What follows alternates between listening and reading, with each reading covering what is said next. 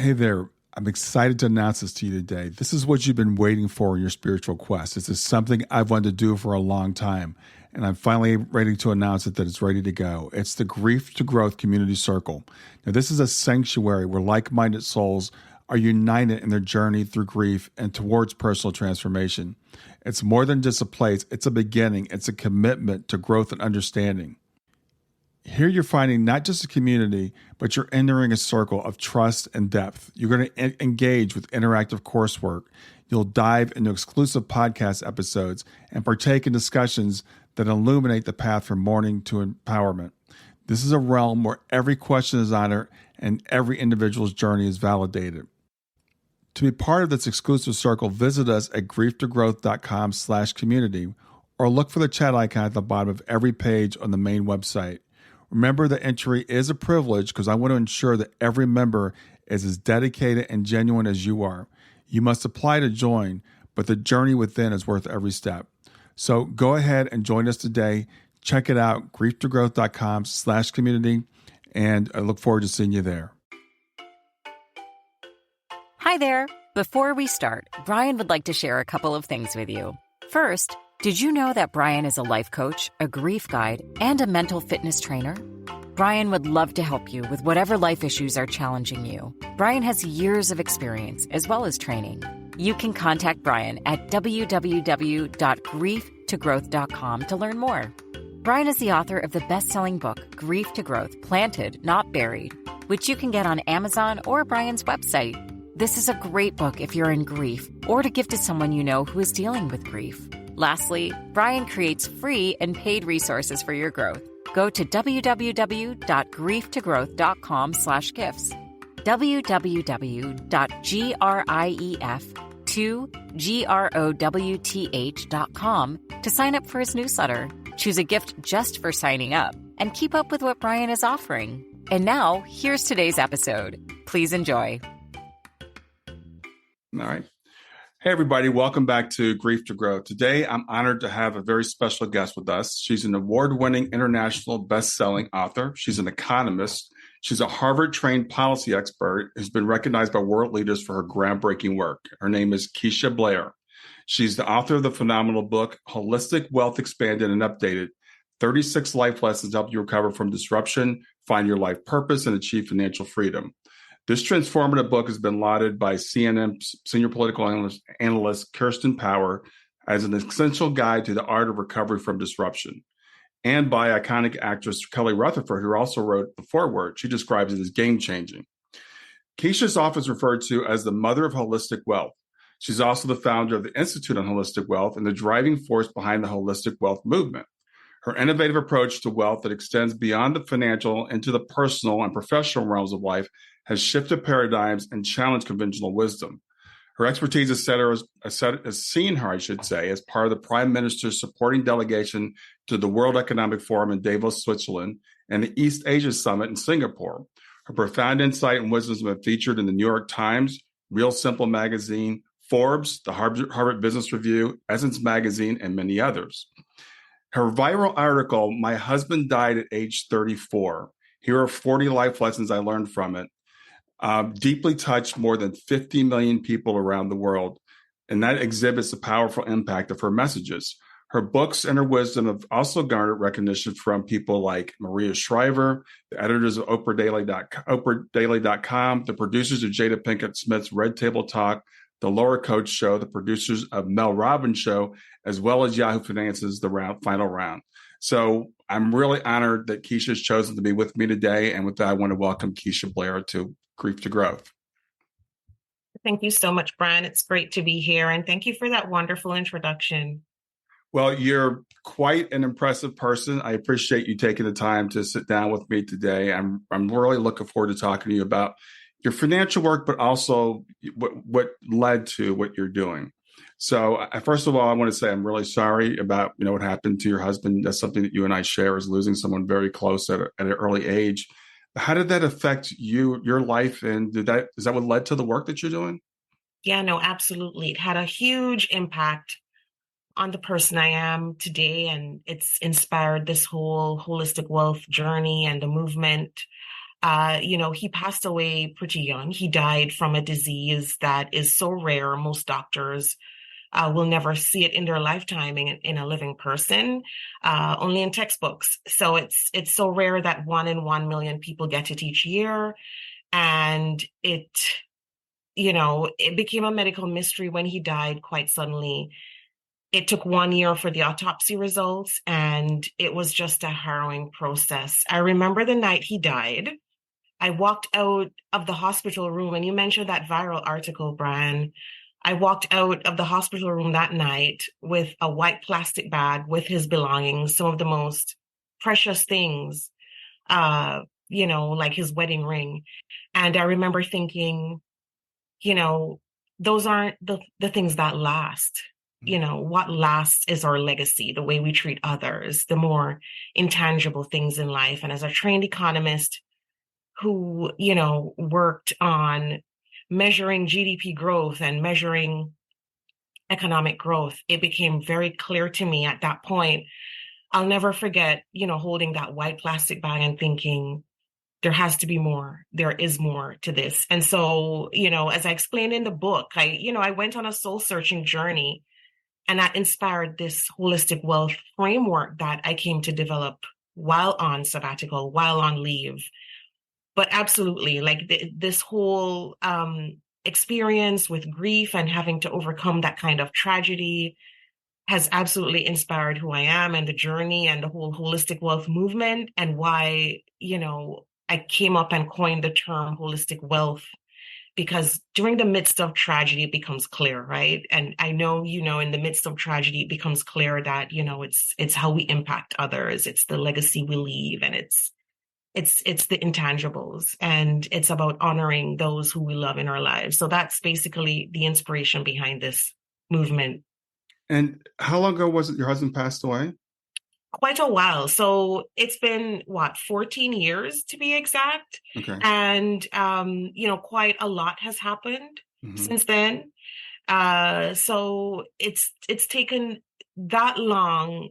And I've been working on, writing since then, and working on everything, the nuts and bolts of. So this hasn't been overnight by any means. This has been a long process of slugging through grief and coming up with this framework, and really trying to educate others and, inspire other people going through this type of a setback, that there is hope. So it has been a while, and it's by no means, I know people hear my story sometimes and think, wow, this is overnight. Like, how did you do this overnight? It's been a long journey. Yeah, people do want to assign like, oh, look, it's everything was fine, right? But so that's why I like to set that expectation for people that we can recover and we can do better. But also, a lot of times we can be very impatient with ourselves, and we'll look at someone like yourself and say, I should be doing what she's doing. Yeah, no, absolutely. And even when when it happened, when tragedy struck, it took me a while to even think about, okay, what do I do next? And then I decided to take that 1 year, packed my things in a 40-foot container, rented my house, sold everything else, took my babies, and went on that soul searching mission. And that was a whole process in itself, in terms of the decision to do that, the mechanics of how I did it, what I had to put in place to get there. And that year, that was transformative for me. So absolutely, I think we need to be patient with ourselves, give the process time. There's no one size fit all process in terms of how we grieve, in terms of, what we should be doing when. I often, say to people that, grief is like mushrooms. It just pops up, and, those things that happen to you along the way make it fertile for that grief to grow. And sometimes you're fine and sometimes you're not. So absolutely giving your time the space, giving yourself the space and the time to grieve and to figure out next steps is absolutely important. So I assume you were doing the economic work before your husband passed. Is that correct? Yes, that's correct. So, and then you took some time to kind of reset and then came back. How did it feel when you came back into that work after that sabbatical? Stay with us. We'll be right back. Hey there, something I want to tell you about today. My podcast platform, Buzzsprout, has recently made it easier for me to allow you to support me financially. Go to www.grieftogrowth.com/subscribe. That's grief, the number two, growth.com/subscribe. And once you're there, you can sign up to support me financially. Now, you can do it for as little as $3 a month, or of course, as much as you'd like. If you do that, you'll get access to bonus episodes, and you'll see those in the regular feed. They'll have a lock on them. But when you become a subscriber, you'll actually get access to your own private feed, and you'll be able to listen to the regular podcast along with the bonus podcast for the subscribers. I want to thank you for listening. I want to thank you for sharing the podcast. And I want to thank those of you who support me financially. Have a great day, and on to the episode. It felt different, because I was not the same person who was there before in terms of my mindset, my core values. I was transformed, and this impacted my work in a positive way, but also it made me realize certain truths. Like I mentioned in the book, like I was on a path to being, one of the few leaders chosen to lead the organization going forward. And even though I still went on that path, I realized that there were certain values that were more important to me. This work and my life purpose and my mission in terms of connecting with people who were grieving and other widows and, children, with mentorship and youth. Those were also important. So that made a big impact in terms of how my career turned out and the decisions that I'd made afterwards, even with writing the book and even with updating the book during COVID-19. So it's unbelievable once this happens and you realize that your life purpose is so much greater and so much bigger than that. I mean, some career highlights that you included when you introduced me, Brian, were after that sabbatical, part of the Prime Minister's delegation and supporting delegation. That was after that sabbatical. But still, I really feel like even it influenced my work, the type of advice I was able to give, and leading into this phase of my life that I'm in now with the Institute on Holistic Wealth, coaching women on different forms of trauma, including money trauma, coaching women on grief. It's influenced that tremendously, and even through the Holistic Wealth podcast. So I think, if people are in a point where they're thinking about transitioning, especially after you've been through a tragedy, know that it doesn't have to be in a vacuum. Like all of your experiences can be used to influence, to make the impact that you want to make. It doesn't have to be one or the other. You can absolutely make the same impact within your job, outside of your job, or vice versa. Like it really is that taking that holistic perspective of what you want your life to look like and how you want to channel that grief, just like what you've done, Brian, with your experience. So that's basically how it turned out in my own life. But it's, as you said, it's a process and it takes time, and it's unbelievable that we can all get there, in our own unique way, because we each have stories that are so important to tell and that the world needs. So it's really important. Yeah, and I you mentioned so much there that I want to dive into. Because there's I know a lot of times when things like this happen, we feel like, okay, my life is just over, and I can't imagine how difficult it must have been for you. You're 34 is a very young age to pass away. You had a couple of young children, I think, at the time.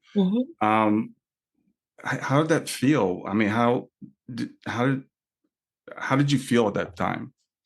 Yeah, so he was 34, I was 31. I had just given birth to my second child 8 weeks prior. And I had a near-death experience with my first child, which was 3 years before my husband died. So you can imagine when it happened to me, it was horrific. With the second pregnancy, that was also difficult.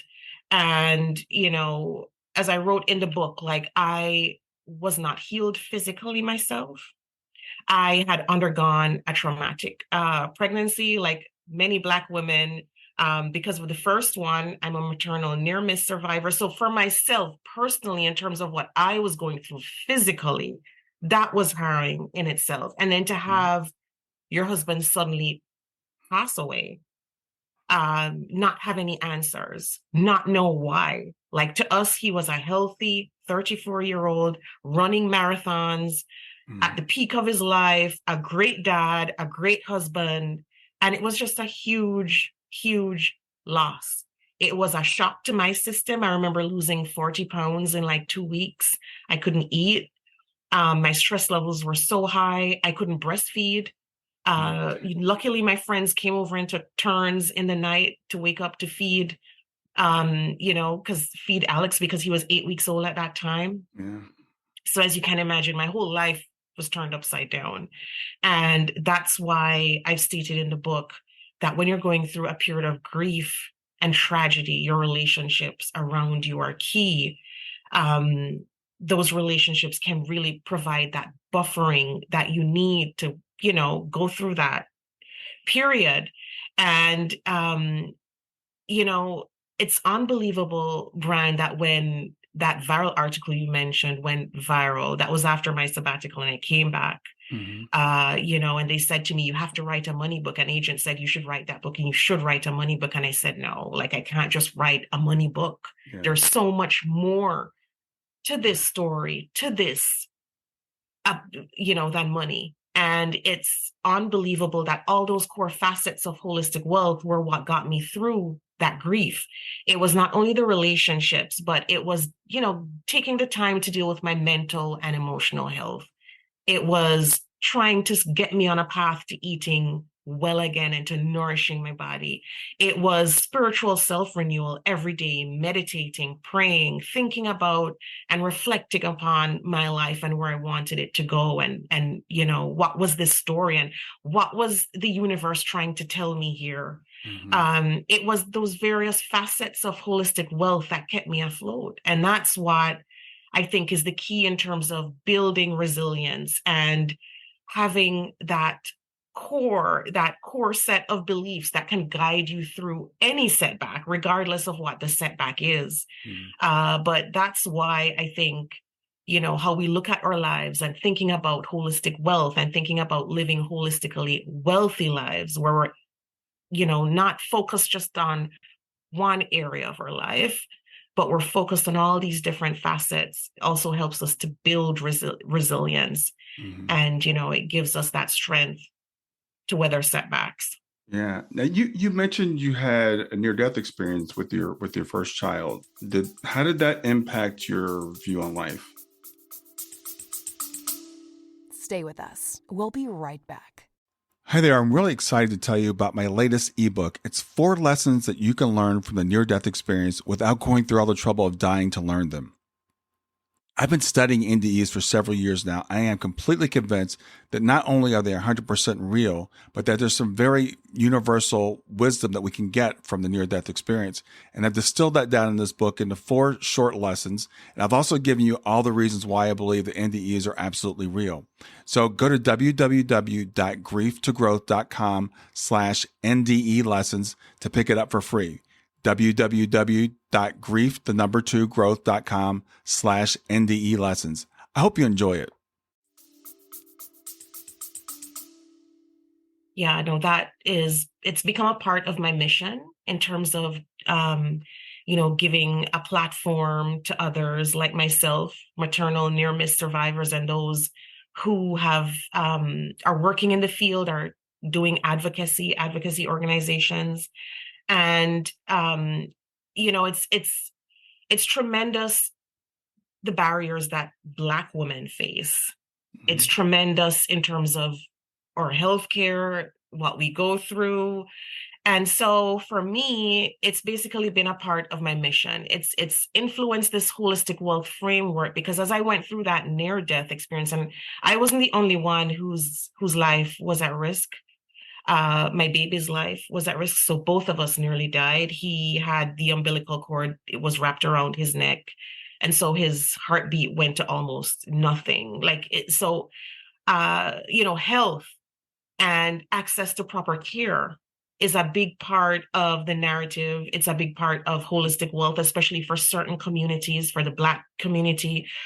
And we've seen with COVID in terms of what we've been through.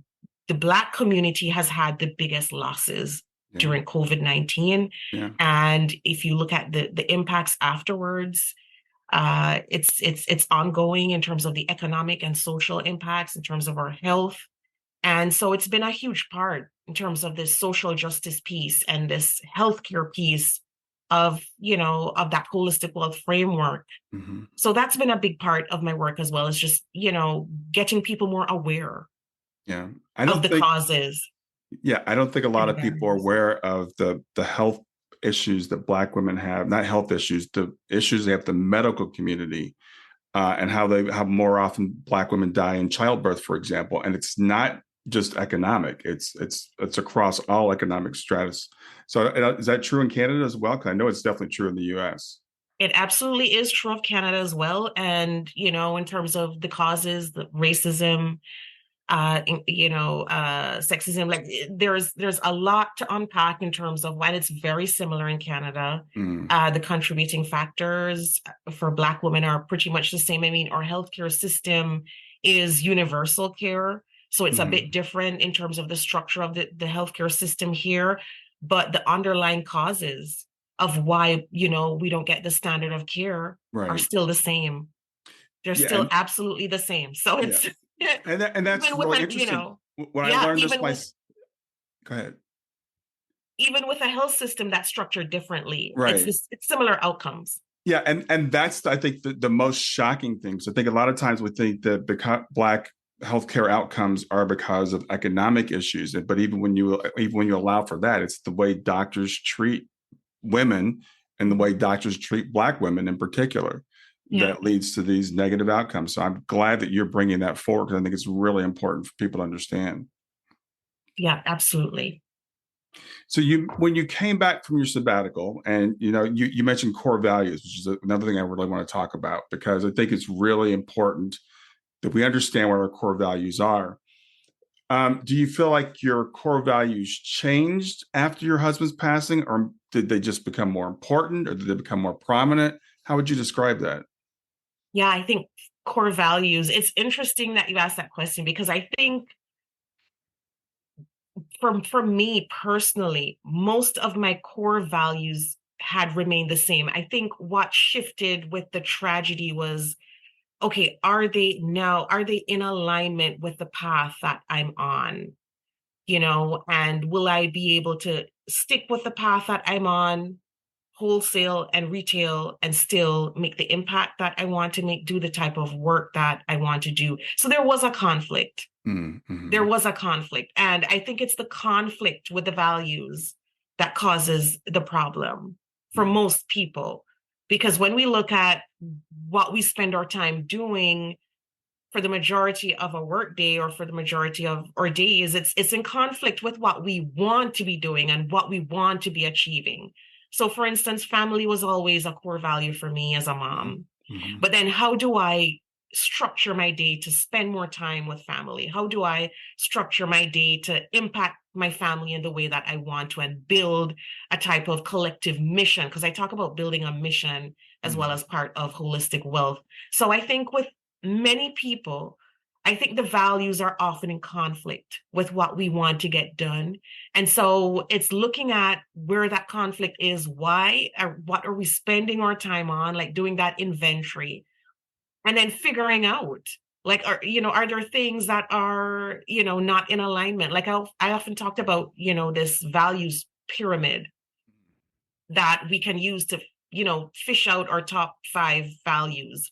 What are your top 5 values in that pyramid, and what's out of alignment? Because I think that's a way of prioritizing what we should be spending our days on and spending our time. So it's important to look at not only values writ large, but what are the top 5 values, and is it in alignment with how I'm spending my time, which is core. And I think for me, it was just kind of rejigging my life so that it became more holistic. So, if I needed to build out this framework and impact the community in the way I wanted to, what do I need to do? And some of that work was basically, given to me by readers when the first edition of the book came out. Mm-hmm. Readers came forward and they were like, well, we want to be certified holistic wealth consultants. We want to go out in our communities and Mm-hmm. impact other women and teens.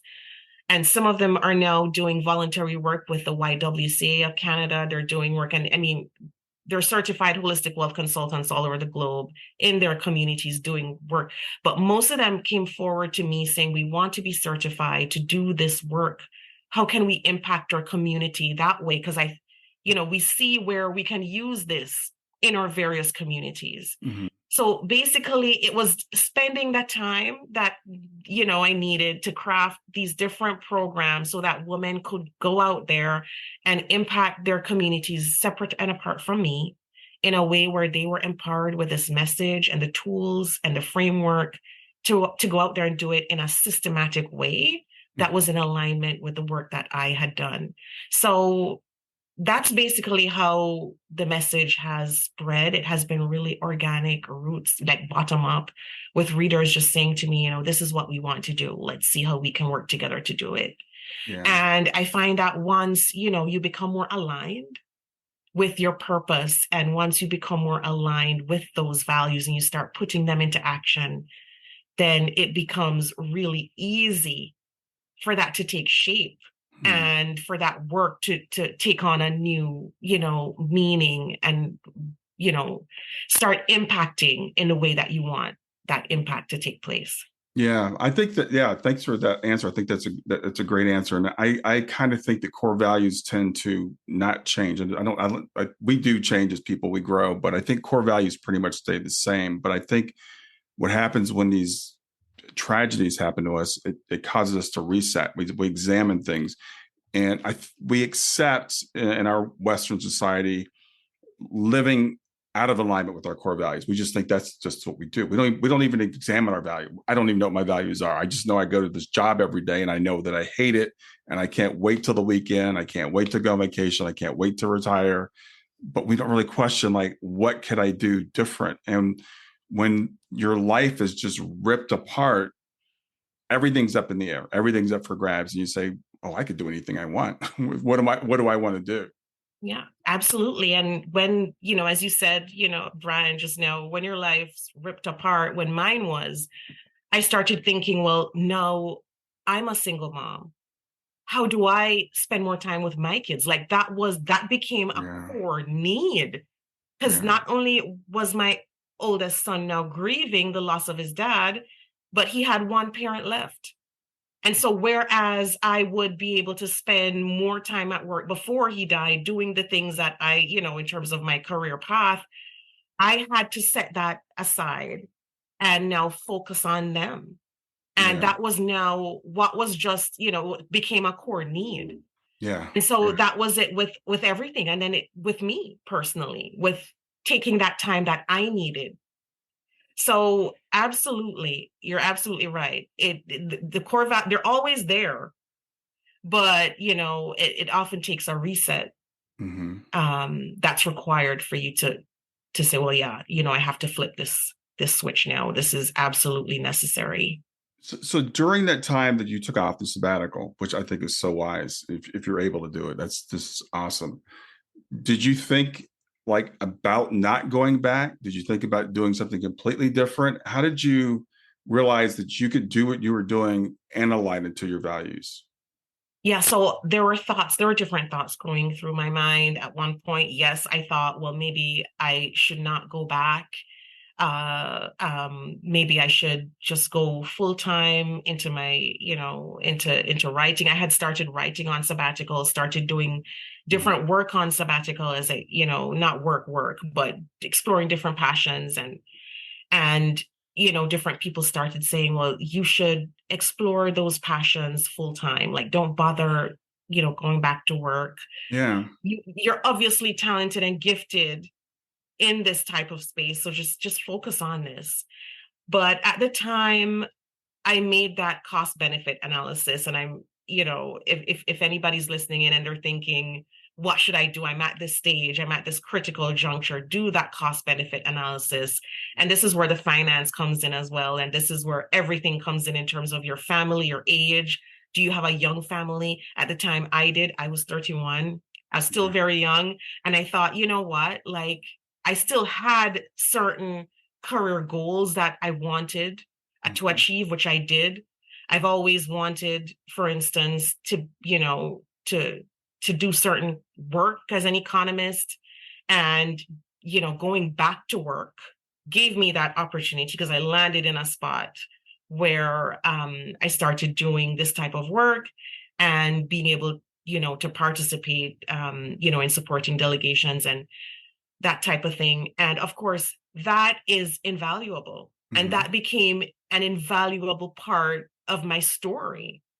And it gave me certain skills which were also invaluable. And I'll never, ever forget that. So I think, if people are listening in and are thinking, well, I'm at this point, I'm at this critical juncture right now. Well, do that cost benefit. You know what you need to achieve. You know what your financial goals are. Are you there yet?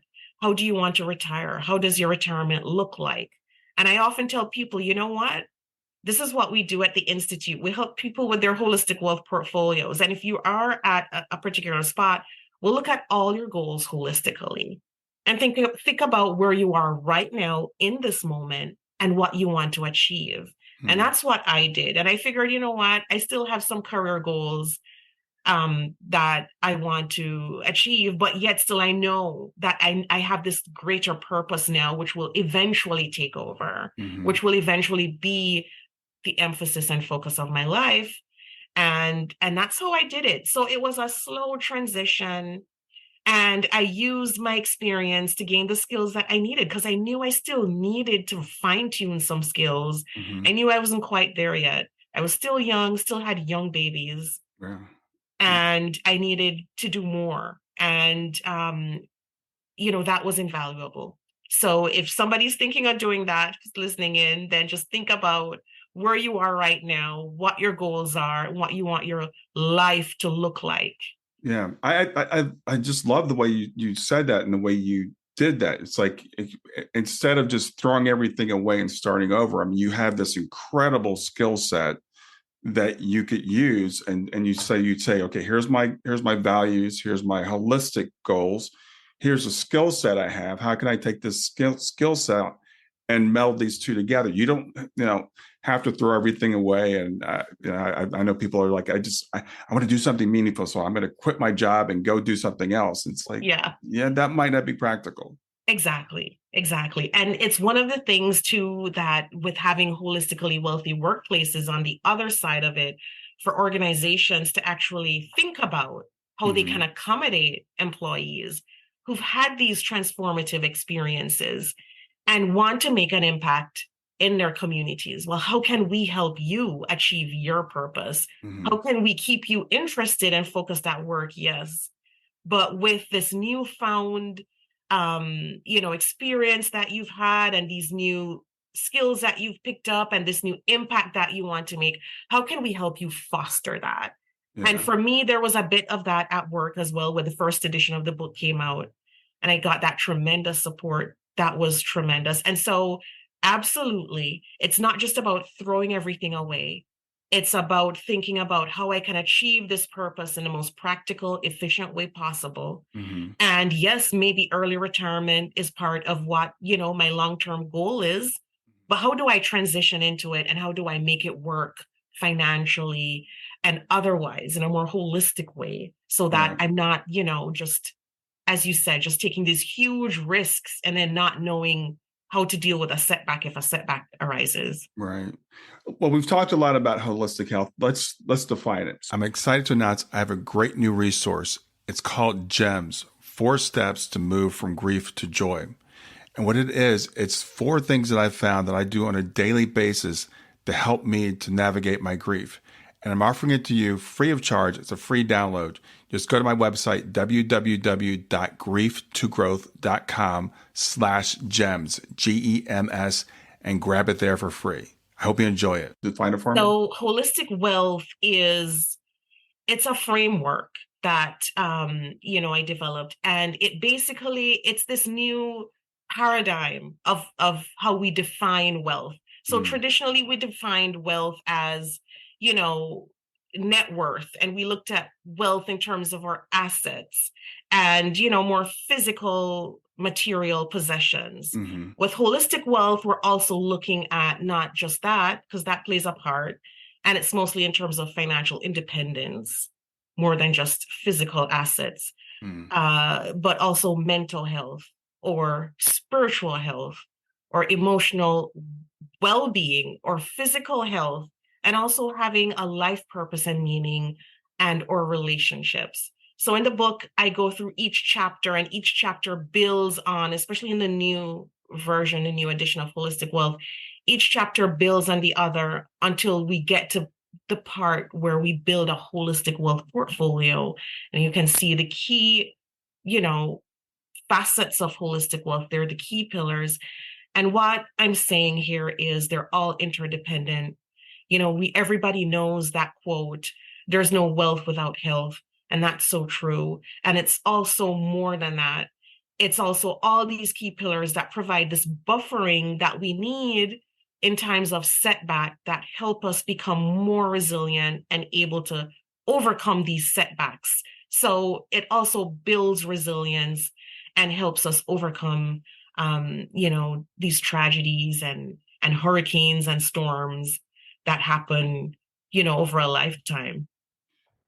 Yeah, absolutely. I love the fact that you're integrating this all together. It reminds me, I interviewed recently a couple of people who are transpersonal psychotherapists, which is something I really hadn't heard about before. But they're looking at the whole person. They're looking at spiritual, emotional, as well as mental health. And in this case, when you talk about wealth, it includes everything in our life. It includes, like resilience, as you've talked about a lot. Um, so when people do discover this, are the people that you work with, are they often coming out of grief? Is that what leads them to you, or are healthy, not healthy, but people who are relatively happy, do they come to you as well? So the women, the people who come forward are people who are often helping other people in a professional capacity. Hmm. And they've read the book and they've realized, oh my gosh, I don't even have half the tools I need to really help in the way I want to help. hmm And it's unbelievable because let's say there's some that are financial analysts who are working with people out there who have suffered various setbacks, and they've read the book and they've realized that their training and their experience hasn't really equipped them to Yeah. really advise on certain things. And they've read the book and they're like, oh my gosh, like, we need to be certified. We need to go deeper into the material so we can help others with these kinds of setbacks and give better advice. So we've had people from every industry and every walk of life. But the key thing here is that they've all felt ill-equipped, to really help people in the way that they really want to help. And Hmm. so we've been building on that to help people who've been through money trauma, because 80% of the population has some money trauma. And especially if you've been through grief of any kind, any loss of any kind, you have some money trauma. And so helping them to help other people who've gone through this kind of trauma has been very fulfilling because it's just so widespread and hmm it's not talked about that much. Even when we speak about grief, we don't often speak about the money trauma part of it. We don't speak about the fallout in terms of how that, how that experience makes me feel about money and my personal finances now. Hmm. But it needs to be spoken about because Yeah. I know I went through it and I know so many people are going through it. And even as a trained economist, I can't imagine if I didn't have the training I had, how I would, come out of this without the kind of support and help needed. So that's one way that I've melded my experience and my background, having also gone through grief and loss, to try to help others. Yeah. Tell me about the money trauma. What do you mean by that? Yeah. So, you know, it's unbelievable. As I said, 80% of the population, almost 80%, has Mhm. some kind of money trauma. And money trauma is basically just trauma that arises from some sort of financial situation. Mhm. Most people, though, have, experienced it even through childhood, and have experienced, whether it's, parents arguing about money, or growing up in poverty, growing up in scarcity. And even if you grew up in abundance, there can be money trauma. Yeah. It just arises because of a wide, it could be intergenerational, it could be the narratives you've heard about money. Money is evil. It could be any, situation. It can be something catastrophic, like a divorce, Mm. or your spouse passing away, or a child passing away, that causes some sort of financial implications. And even Mhm. if you have things in place like a life insurance policy, or even if you are in a state of abundance and it happens, just the grief and those feelings can also cause money trauma, because of the feelings that arise in grief, and the fact that your life has been upended. Mhm. So we've been trying to do some work around that to educate people who've been through grief, people who've had a loss of any kind. It could be chronic illness, it could be loss of a job, it could be loss of a spouse, it could be loss of a child, loss of a parent. Any kind of setback like that can cause some form of money trauma. And being self-aware and recognizing those feelings in terms of your finances is one way that you can recognize, hey, something's not right here. I'm Mhm. disassociating. I don't want to think about my finances. I don't want to think about money. I'm not checking my credit cards, I'm not checking my bank statements. I'm Every time I think about money, it just makes me feel nervous and anxious, and I get butterflies and I feel nauseous. Those are some of some quick symptoms. And but being self-aware, especially if you're going through a period of grief and loss of Right. any kind, is critical. Yeah, a lot of times grief can actually trigger or can reignite other traumas that we've had. So as you were talking, I was thinking about, you talked about relationship with money, like when you're a child, whether you had money or didn't have money, your parents' view of money, all those things, we carry around with us, and then they get activated when we go through an event, and we might be carrying them around subconsciously, and then they just suddenly come to the surface. Absolutely. And I often tell students who take the course with me, you know plot your disruption timeline and start from your earliest memory, and Hmm. all those disruptions that you've had. Think about any of those that had financial implications, or that impacted your money mindset or your money situation, and really write it down, and write Hmm. down how much it impacted you. And I think if we go through our lives like that, and you think about, so many people come on my podcast and they're like, oh, my parents lived through, my grandparents lived through World War II, or my grandparents had to flee as refugees, or my parents had to flee as refugees. And it's impacted the way that they view money, their Hmm. relationship with money. So thinking about all those disruptions into adulthood can give us an idea of really the kind of money trauma we're dealing with, whether it's significant or it's just, mild, but it really does put things into perspective. Yeah, and you've mentioned several times the word resilience, which is a word that I always talk to my clients about as well, because the time to build resilience is when you're not not in crisis, because we know these disruptions, as you call them, we know they're coming.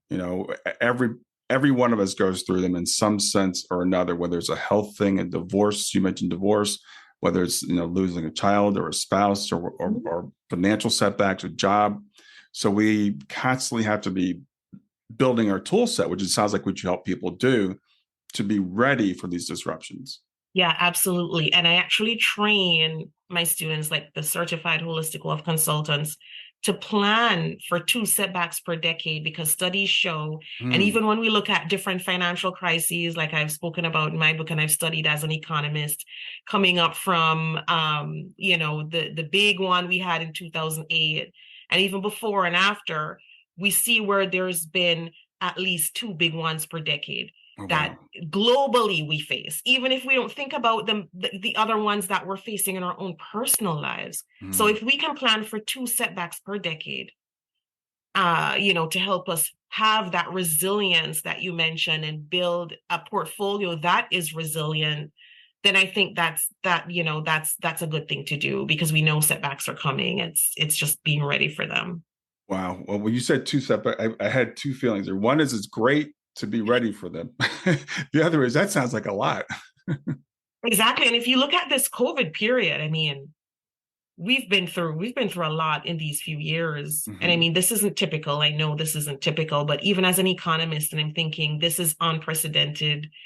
This is unlike anything I've seen in my memory, in my living years. So even if we take this small period, then we're thinking, yeah, we actually need to be doing far more than what we're doing to build that resilience, to build our portfolios, to plan ahead. Yeah, this last 3 years has been crazy on so many levels, on the economic level. But since we're talking about holistic wealth here, also, it's affected all of us mentally and emotionally, and we're still dealing with supply chain issues and people, whether I'm going to work from home or go back to the office. And now there's a conflict because a lot of employers want the people to come back to the office, and people are like, I like working from home. Yeah, so they're quitting their jobs and say, I'm not going back. Yeah, absolutely. There's unprecedented disruption. And as I said in, holistic wealth, this is the art of recovery from disruption. It's how can I build those, if we're talking about personal finances, it's how can I build that financial resilience piece so that I have everything in place, so that if my employer says, well, we're bringing everybody back into the office, it's how I can put things in place so that I can make a transition out, or I'm thinking of staying, but I'm thinking of, doing certain things. It really lends itself to the conversation that we've been having so far, Brian, in terms of how do we structure our lives in a way that honors those core values, so that we're able to live that genuine, authentic life that we've always dreamed of. And it is doable. It's just a matter of putting those pieces in play. And especially when you've been through a big setback like we've had, and one that is life defining, then it's even more important to really take the time to do it. I know you mentioned that you work at a certification program for people who are financial advisors, which I think is awesome. I'm going to talk to my financial advisors about it. They're really good anyway about that kind of stuff, but I'm going to let them know about your program. But you also work with individuals, and I guess you have like coaching program or programs that people can go through. So tell me more about your individual work.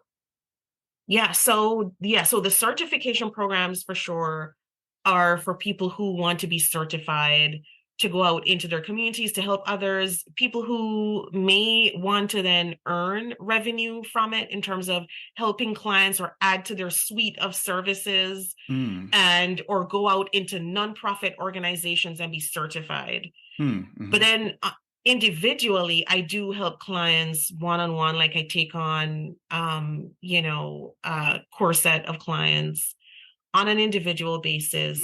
And that can also be in terms of just one-on-one coaching. So I referenced the art of recovery from disruption. There's that piece also where I've had, women come to me and be like, well, I've been through a divorce, or I've been through some kind of setback, and I need some mental work. I need to really bolster my mindset. And I feel like I've been down a rabbit hole, a path that I'm going that I can no longer go down. I've had those experiences where I've had to coach people just one-on-one through that. So there are the different key pieces of holistic wealth that require not necessarily certification, but require that kind of one-to-one piece. Somebody has been through something similar, and, I have the tools and other pieces that I can readily just pull on to help. And I've done that in terms of just one-on-one as well, with people who need different, very specific guidance in terms of building back a life from scratch, or, just mindset work, or something else, that they're thinking, I need help with to kind of go on. And I need someone who has done the work themselves and who's figured it out. Yeah. Now, I had a misunderstanding about the certification program. So it's not just for professionals. It's not. And it's not just for people in the finance industry. Right. I have people who've participated who are doctors, who are interior designers, teachers, nurses. So it's for anyone who wants to be able to dive deeper into the work to help others. Mm-hmm. And so that's the key. Like I get people who come to me individually, they just want to deal with their personal issues, their thing. But once you want to help somebody else as part of your mission, or you want to help somebody else through a suite of other courses that you might have or other online offerings, then that's where the certification is very helpful in giving you those tools, because it also comes with the tools, that you can use with clients. Yeah. So it's Yeah. very helpful for that. Yeah, that's fascinating. I'm glad that we cleared that up, because I could see a lot of people that do the work that I do. I think it would be very, very beneficial for, because all these things, and I love the word holistic, because all these things tie together. So we often think of time, our finances is one thing, our physical health is one thing, our mental health is another thing, our spiritual health is another thing, but they're all tied together. And for example, if you're financially stable, then that takes some pressure off of all the other things, but if you're not, then it's like Maslow's hierarchy, right? If I don't have enough money, it's kind of hard for me to self-actualize when I can't pay the electric bill. Exactly. And it's, you mentioned the sabbatical part of it, for instance. So I do train people who want to take a sabbatical, because you mentioned that, right? Mm-hmm, Like if you're not financially able to, then it's very devastating when something happens and you can't take that time off to really grieve or to set your life in a different path. And that's what having those key pieces in place enables you to do. And so other people came forward and they're like, yeah, I want to take a sabbatical. Can you coach me through that? Or do you have a course, which we have at the Institute on Holistic Wealth, to help with that? Because I went through that whole planning stage, and now I'm helping people to do that who need to take that time off and do it very productive, and do it in a way where they're not going to ruin their finances or ruin their career. You're doing it in a systematic, planned way where you will come out, with some key outcomes that we've outlined, some key outcomes that will put you on a path to being able to, actualize your dreams, as you said, and to live the life you really want to live. That is so profound.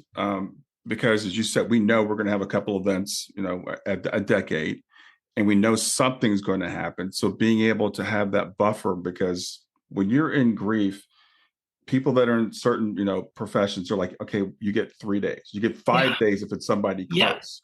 Yeah. And so now you're trying to deal with your career and all that stuff. And meanwhile, you're dealing with brain fog, and because the first couple of years of grief, your brain doesn't function properly. And it's just, it really prolongs, I think, that recovery period. What you were able to do to take that sabbatical can make it a transformative event, because it's a reset almost. It's as you said, I'm looking at my values, I'm looking at my skills, I'm combining these things together, and you can do it without that pressure of the day-to-day, having 9 to 5 going into the office. Absolutely. And you know what, like Brian, I had to take no pay leave. And for the majority of us, like I did 1 year, for the majority of us, if not all, let's say in a work setting, it would have to be no pay for that kind of time. Right. But when you look at the cost benefit, and yes, I did give up some stuff. I did. But when you look at the cost benefit of what I was able to achieve personally, and in terms of a reset of my own life, like I can't imagine what would have happened had I not taken that sabbatical. Like I don't even want to think about it. And when I think about the path that I'm on now, because I was able to take that time, not only to build back who I was, but to think about how I was going to live my life, there's just no monetary value that you can put on that. Yeah. It reminds me of conversations we've been having. My daughter's mid-20s, and all our friends are mid-20s. So they're thinking about careers, or they're in their careers, and they're thinking about getting married and having children. And my wife and I have had a couple of conversations with my daughter recently. I'm like, I'm glad I don't have to do that again. Because, it's like, well, I want to have my career. I want to be independent. I don't want to depend on anybody else. I'm like, but once you have children, then you've got, soccer practice and swim practice and basketball practice and all the things that they're going to be doing. And if you're both out working, full time, and you're both like all about your career, I'm like, wow, I don't want to navigate that. And we haven't taught people how to navigate that holistically, right? Because people think it's got to be one or the other. Either I'm going to be super career, or I'm going to take care of my family. Exactly. Absolutely. And especially in the face of a setback, we haven't taught people that. And it's so funny. When the first edition of the book came out, Ariana Huffington quoted a line from the book on her social media that, and I mentioned the education system not having prepared me. I don't have the exact quote from the book. I wish I did right now. But basically, the education system teaches linearity. It doesn't teach the art of recovery from disruption. And you're absolutely right. It doesn't, we're not exactly taught how to balance all of these competing priorities. And we're taught one thing, just this linear approach. So when, life doesn't work that way, then it becomes confusion, and there's no real framework that helps us to get through this. So that was kind of my thinking as well, especially as an economist, about, well, I wanted to talk about grief, but I wanted to do it in a way to help others recover in a systematic way, with a framework that was ready for them, because I felt like when I went through it, there was none. There were tons of grief books about grief, stages of grief, what to do, grief in your 60s, 70s, 80s. There was nothing there for me at 31. Right. 31, just had, a baby 8 weeks prior, to get back, a life, and to rebuild, and to think about how to do this holistically. Yeah. So that's the framework that, I try to provide to others. And I'm glad, like, every time we have, I get the opportunity to have this conversation, it becomes a blessing to me, because I know it's so needed for people out there. Yeah, absolutely. It's 100% needed. And you're just such a great example of resilience and what we can do, and how, I talk to so many people who, they go through a tragedy and they say, well, my life is over, and in a sense, one part of us does discontinue and become a different person. I'd imagine you would probably say, after you came back from that sabbatical, you're, in a way, a different person than you were when you left. Absolutely. I still remember the day, sitting in front of my boss one day soon after my husband died. And I remember him looking into my eyes and saying, we want the old Keisha back. We want the old Keisha back, because I was, killing all these targets at work and achieving these milestones. And when he said that to me, I was like, well, I don't think the old Keisha is coming back. You're going to get a different Keisha, a new version, but it's not going to be the old Keisha. I am so, I just got goosebumps when you said that. I'm so glad that you said that, because people around us is like, I want you to go back to who you were. And my clients will come to me and say, well, am I ever going to be the person that I was? And I'm like, I sure hope not.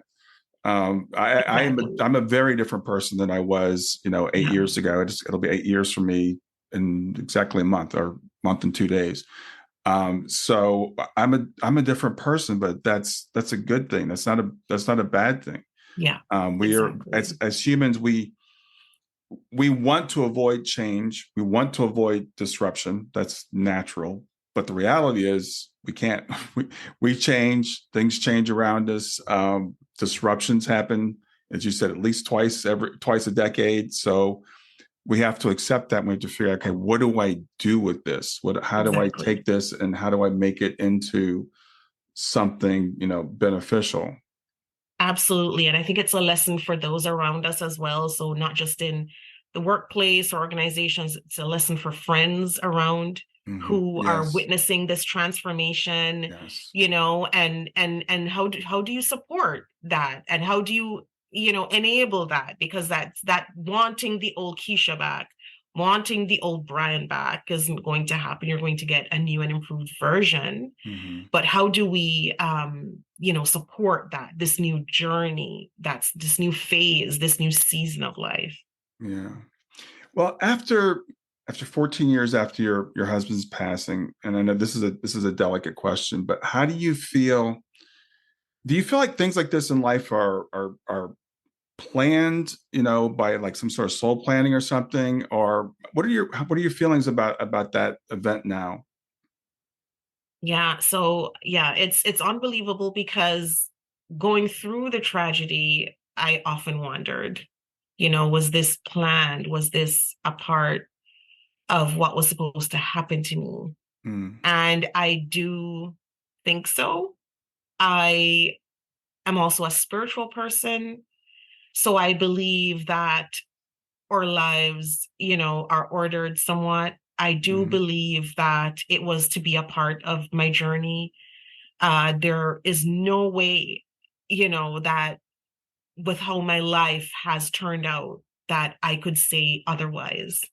mm, It has just been uh, too obvious to me personally with my story and my life that this was supposed to happen and it was to be used as, a lesson and for purpose and to help humanity forward. And when I look at the unique skills and experiences of my life, not just the personal part, but my background, my training, my skills, my personal journey, it's obvious to me that that happened for a reason. mm. And that, yes, it was a part of that journey. I remarried afterwards and I did have a daughter, um, and my life looks very different now. But absolutely, absolutely, I do believe that this was part of my destiny. The work I'm doing now was ordered, and that I am just basically doing what was meant for my life. And it's a soul calling. And I feel it very deeply. And I feel that, this message that I'm bringing forth has been ordered. And so, it gives me great relief, and it makes me feel very whole and very comforted that something so positive can come out of this great tragedy. And if I can use this to help others, then my life wouldn't be in vain. And that my children losing their father at an age where they'll never remember his voice Right.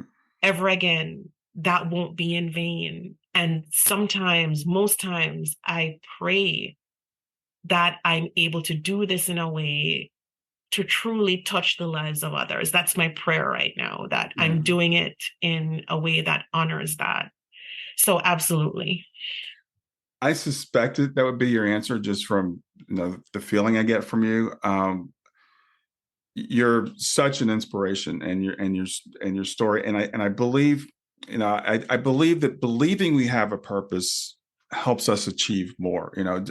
I can't imagine living a life where I think everything is just random, that this tragedy befell me and nothing good will ever come of it. I just it doesn't work for me. I know for some people choose to believe that way, but the people that I maybe the people that are attracted or drawn into my life, but like someone like yourself, I'm like, yeah, this has got to be ordered. This has got to be, planned. And I see the impact that you're making, and it's so interesting. And I say this for the people that are listening, because I know when you're 6 months in, a year in, 2 years in, 3 years in, this may sound crazy to you.